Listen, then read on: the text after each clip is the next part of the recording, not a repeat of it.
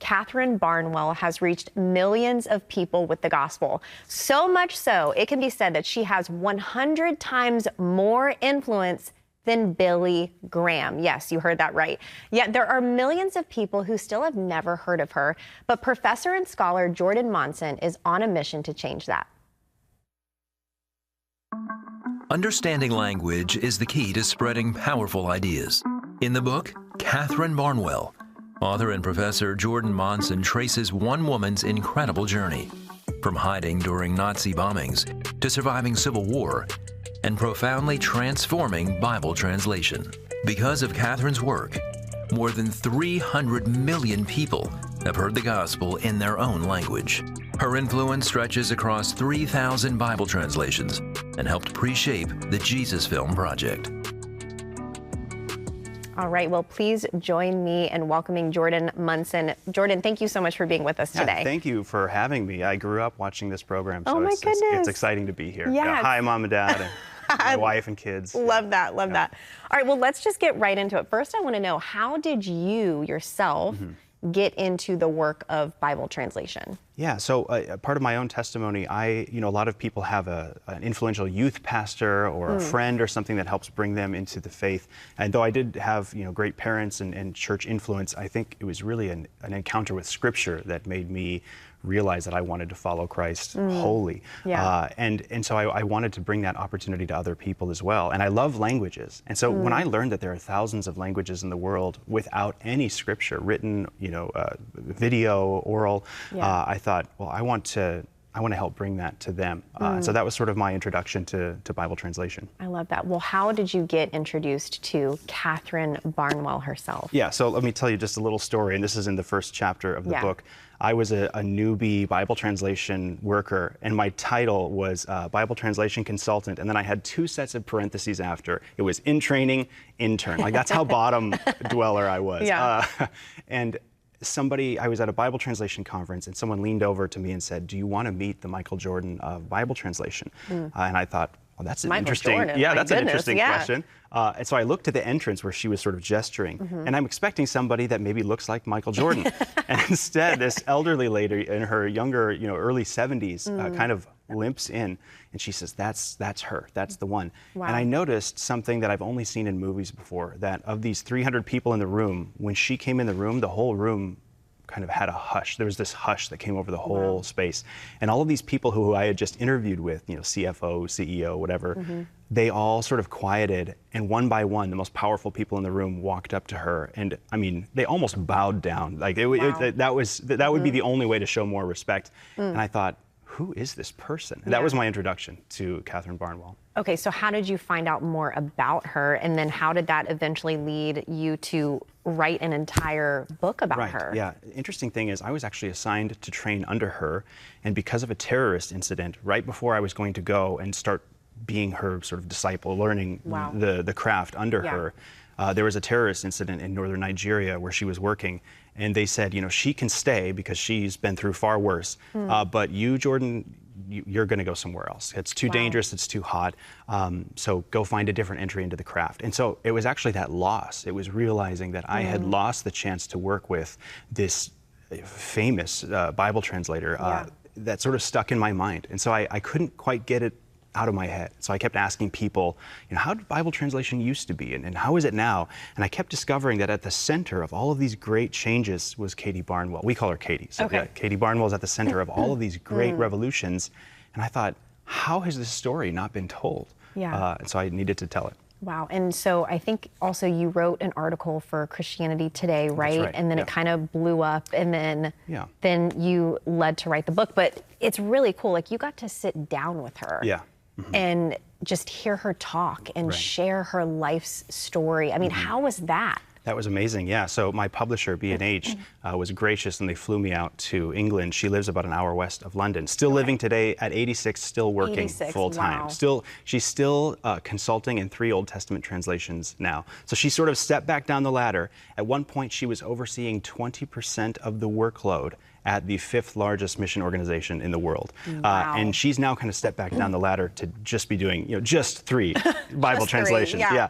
But I got to sit with her for a week. And so they put me up in a little hotel down the street, and I'd walk to her place every morning and spend the whole day together. I got to do her dishes, make her food, look through her correspondence and files.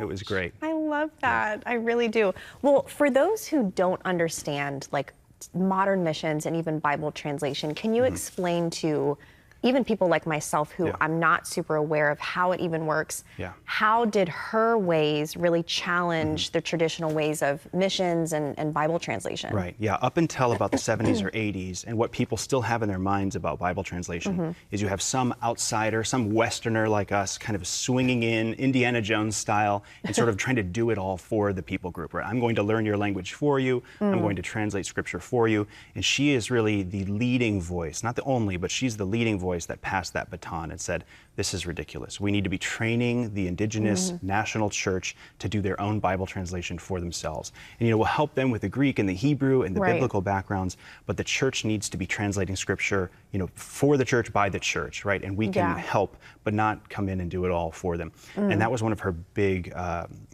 influences. And so she wrote the book that trains national translators how to translate into their own languages, which most of which have never been, never been written down in human history. Wow. And that book, which originally was just a little dinky class that she was teaching on, the transparent overhead sheets and stuff, she put it into a book. And for 50 years now, that book, across 4 different editions, has been the principal way that translators are trained all over the world. Wow. Well, beyond that, are there other, mindsets and tactics that are still being used today? Absolutely, yeah. So not only, if you make a family tree of all of the missionary Bible translators and national translators around the world, they almost all end up at Katie Barnwell. She is the fount. It's her students of students of students. It's her methods has kind of changed the whole conversation. And then not only that, she was really influential in inventing what's called the cluster model. And I'll skip all the details, but instead of just doing one language at a time, she realized she could train 20 or 25 language groups at a time. And so instead of taking 25 years to do one New Testament, it might only take 12 years to do 20 New Testaments because of the way her trainings changed the game. She was very influential in the Jesus film. And I want to be careful speaking about this other organization I'm not affiliated with, but when they started, they did all this great work of what I would call low-hanging fruit. Languages like Hindi and other languages that had all of the writings and scholars and libraries already in existence.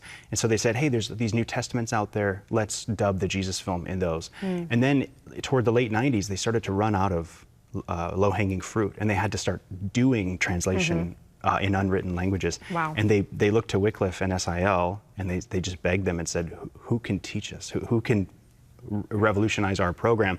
And they said, well, we have just the person.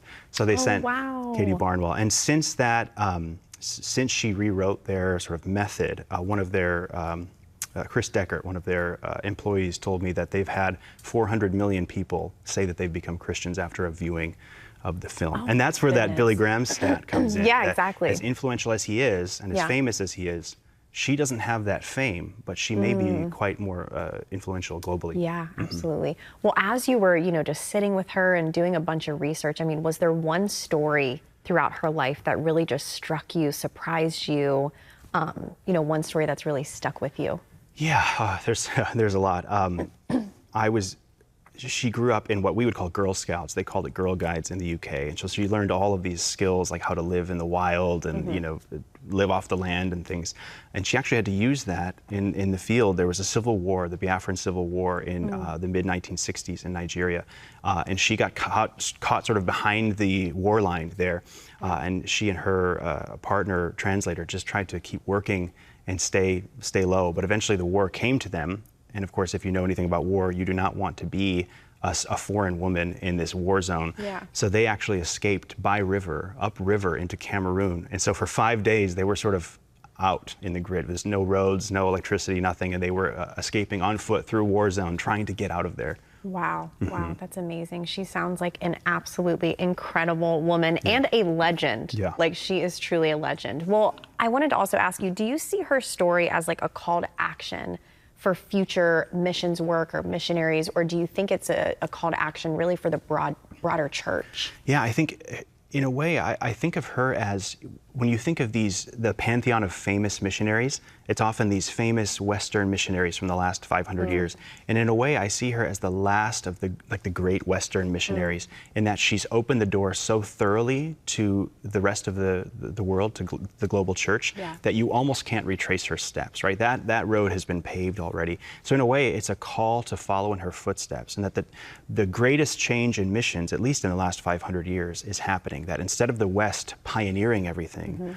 the West is now training, equipping, financing, helping the global church, because the global church is better at doing the Great Commission even than we are sometimes, right? So it's like, how can we equip them and help them? Yeah, definitely. Last question. You know, what do you want readers to take away from this book and her story? Yeah, I want, when we published the Christianity Today story, one thing we were surprised by is just how encouraged people in ministry in the West were. It wasn't just missionaries, it wasn't just, women in ministry, it was a lot of pastors and people doing ministry for 30, 40, 50 years in the U.S. It has been a harder period in the last 20 or 30 years to do ministry. We're living in a secularizing environment.